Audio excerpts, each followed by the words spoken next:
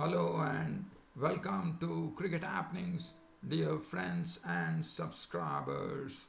Well, on this particular Cricket Happening show, I would like to say that the South African tour of Sri Lanka ended with the solitary T20 being won by Sri Lanka, but in the circumstances in which they won the match, was something I would say pathetic for South Africa, as South Africa crashed to their lowest ever score in T20 cricket when they were bowled out for 98 by Sri Lanka, and then Sri Lanka went on to win the match by 3 wickets with 3 overs, with 4 overs remaining. They had a brief stutter, but definitely Sri Lanka didn't have it so easy. They had to really work hard, and Sri Lanka won.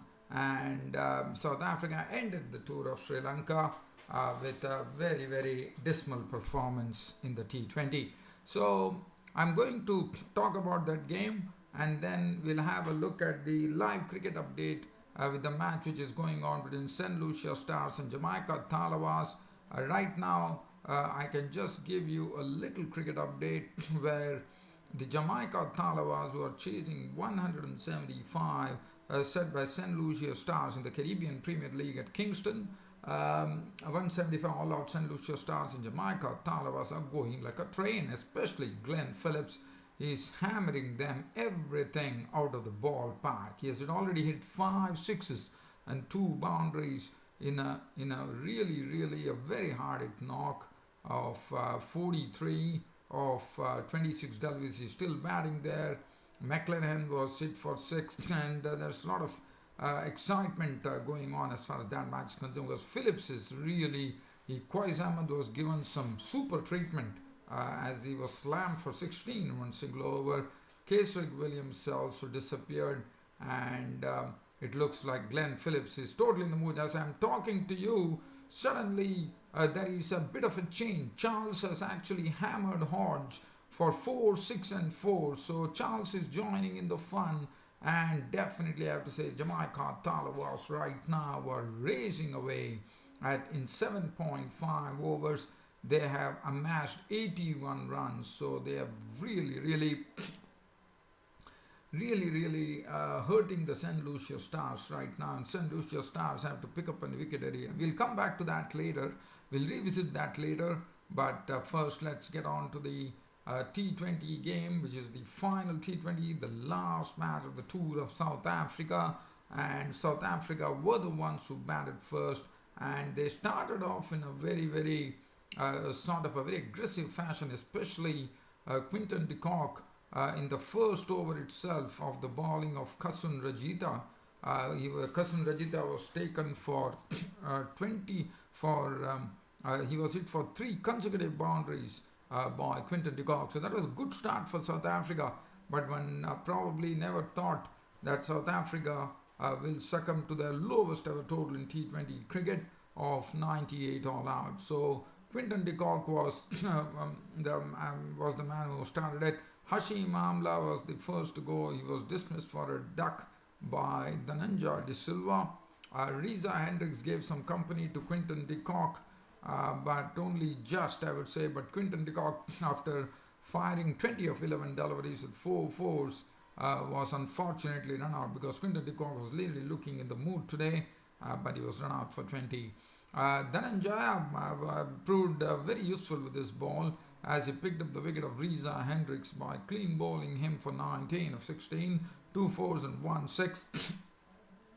And then De Silva actually took the Akil Dhananjaya was the one who actually took the wicket of Hendricks. Dumini was a victim of the bowling of Dhananjay de Silva of 3 LBW.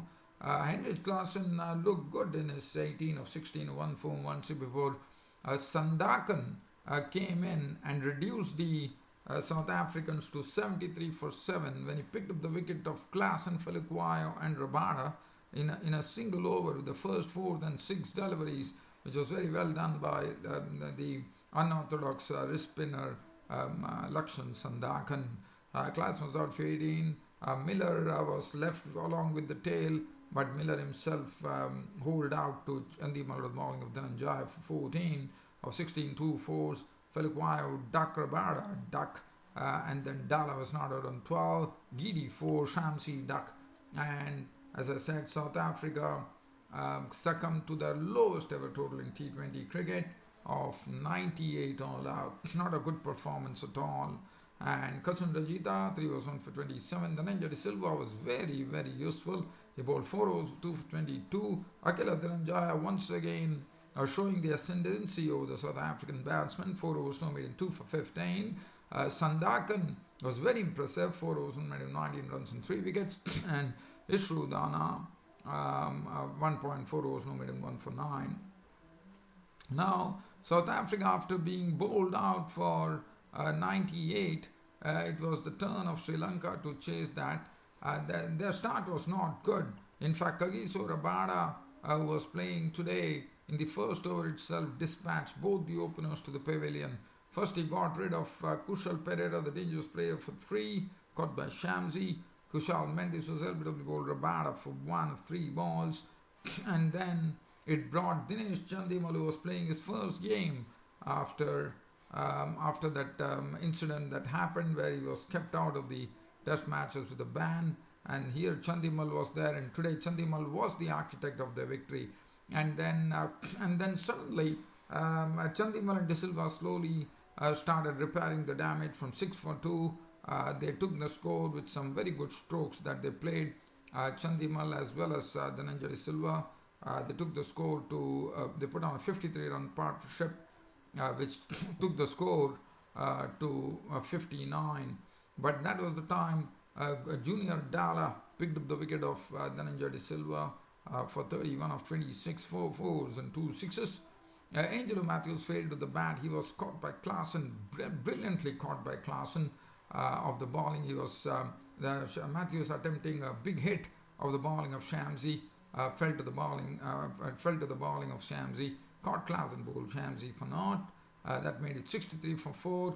And then the all-rounders, Shanaka succumbed after making 16 of as many balls with 3 fours. And as I said, it was only because of Dinesh Chandimal, who stayed at the wicket on his comeback, definitely doing a good turn for Sri Lanka, as he was the one who took them to victory. Suddenly, when they were reduced to 88 for 7 in the 15th over, they had nothing to worry, because there was just, they needed only 10 runs and with lots of overs to spare, and Chandimal stayed there till the end to take them to victory. Not out on 36 of 33. Very impressive 36 and that on his comeback there by Chandimal of 33 deliveries, 3 fours, 1 6. Ishirodana drove one down the ground to shut the match for South Africa, as Ishirodana did that. And finally, with the Sri Lankans winning the match by 3 wickets. But definitely one has to say that South Africa defended the modest total very well by making the Sri Lankans really work hard to get this victory. So 99 for 7, game over. Ishirodana drove it to the boundary. That was a winning hit, and it was all over. Now, and as I said, that's also ended the South African tour of Sri Lanka, which I'm sure, barring the ODI series victory that they had, there's not really much to talk about for South Africa. Kagiso Rabada, 4 overs 2 for 24. Gidi, 3 overs none for 25. Shamsi, 1 overs 2 for 26. 4 overs 2 for 22 for Junior Dala, who bowled well, I thought, and Dumini, 1 over none for 2. And thus ended the South African tour of Sri Lanka. Player of the match going to Dhananjaya De Silva. So definitely not a very good tour for South Africa, unfortunately. But I'm sure South Africa will be waiting for Sri Lanka to touch the shores of South Africa, because that is the time they can exact some sweet revenge from Sri Lanka. Because South African wickets, as we know, are quite pacey and bouncy, and probably not really to the liking of the Sri Lankan batsmen. But anyways, full credit to Sri Lanka for getting this victory. And now from here we head on to the well, as I'm talking to you, the first wicket has fallen Johnson, as I said, St. Lucia 175 in the 20 overs.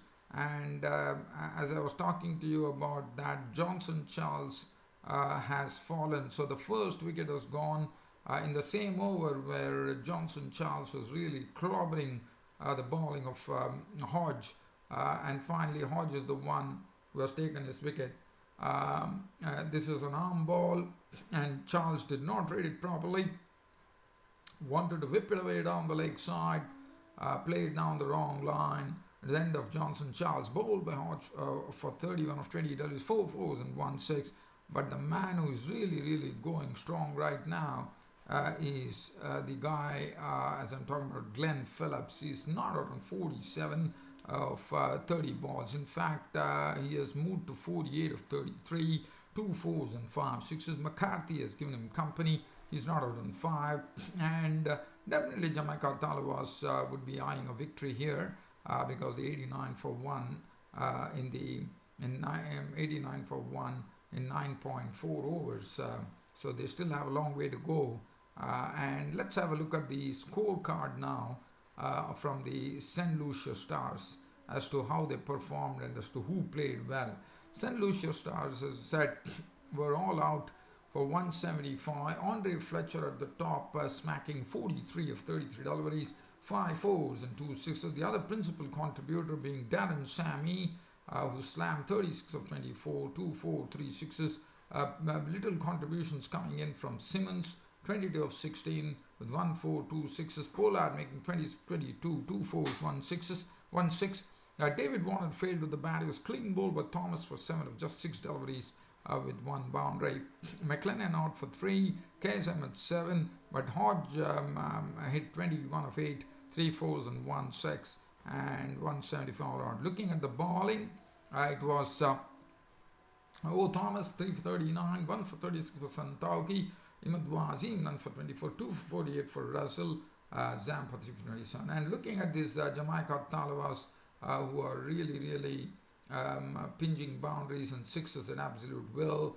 Well, Jamaica Talawas still have a job to do, but one can say for a fact with the batting order which is there, with Glenn Phillips in the mood and with Ross Taylor, Roman Powell, Lewis and Andre Russell in the hut, there could be no doubt that Jamaica Talawas could actually win the match. But again, they still had to be wary. One never knows. Anything can happen in cricket, as we all know. So, but one has to wait. Now, Hodge has bowled 2 overs for 17. Hodge 3 overs, 1 for 31. 2 overs for the case of Williams. Every bowler has got a tap. In fact, Qais Ahmed, the Afghan leg spinner, has been hammered for 23 of his 2 overs. Mackay, 1 over, none for 1. So, well, dear fans and subscribers, it was a pleasure talking to you and on this cricket show of mine. Hope you all liked it. With tomorrow's next cricket broadcast, which will be coming up tomorrow evening. It's about time for me to bid you all a very good night. Thank you.